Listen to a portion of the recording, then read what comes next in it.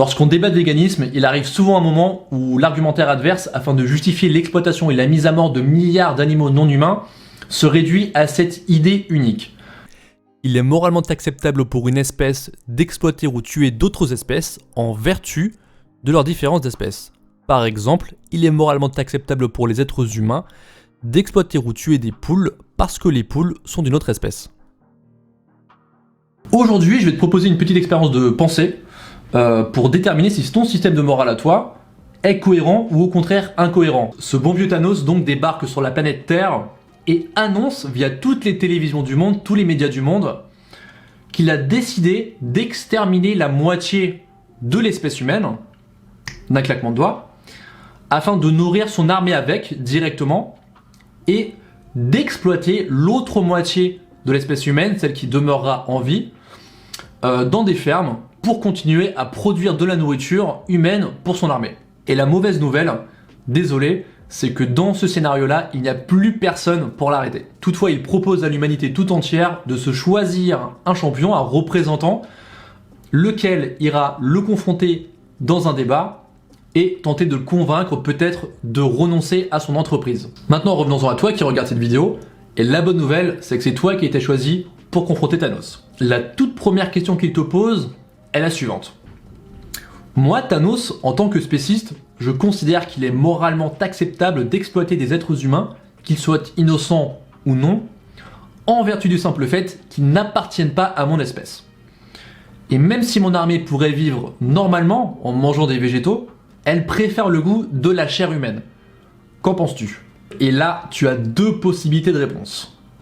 Soit proposition 1, Tu es sur la même longueur d'onde que Thanos, à savoir qu'il est acceptable pour une espèce d'en discriminer une autre.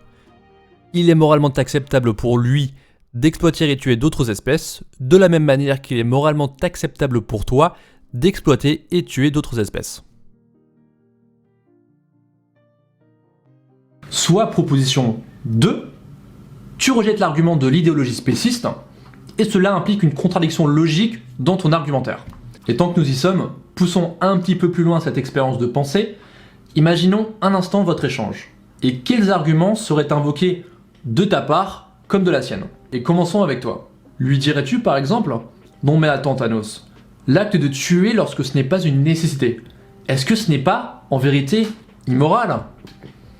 Que la vie d'un être qui est doué de sentience et d'un vouloir vivre est quand même plus importante qu'un plaisir gustatif, n'est-ce pas? Mais est-ce que ce ne sont pas là des arguments que toi-même tu rejettes afin de justifier ta consommation de produits d'origine animale? Car si c'est le cas, on est encore dans quelque chose d'incohérent et de contradictoire. Maintenant, mettons-nous à sa place. Et si lui, Thanos, te disait par exemple que dans la nature, les animaux se tuent entre eux pour se manger, et que donc ça lui donne la justification à lui d'en faire de même. Qu'il est au sommet de la chaîne alimentaire, que c'est son choix personnel et qu'au fond chacun fait ce qu'il veut, ou encore que c'est le cercle de la vie, après tout, d'être tué par un prédateur plus intelligent et plus fort que soi. Est-ce que tu accepterais ces arguments? Car si tu ne les acceptes pas lorsque Thanos les emploie pour justifier l'extermination des êtres humains, mais que tu les acceptes dans le contexte de l'exploitation animale, alors là encore, malheureusement, tu es dans une contradiction logique. Donc dans un argumentaire qui est incohérent et qui quelque part est l'expression de deux poids, deux mesures. Bref, je t'invite à réfléchir honnêtement et en profondeur à tout cela. Peut-être chercheras-tu par tous les moyens à défendre ton spécisme, ou peut-être le remettras-tu en cause, ainsi que ton rapport avec les animaux non humains que l'on exploite et que l'on tue par milliards, encore une fois non pas par nécessité, mais par désir, comme Thanos désire le faire avec les êtres humains, dans cette expérience de pensée. En tous les cas, tu es le bienvenu pour indiquer dans les commentaires quels seraient tes arguments pour dissuader Thanos de poursuivre son entreprise. Et je te remercie d'avoir regardé cette vidéo. À très bientôt pour les prochaines.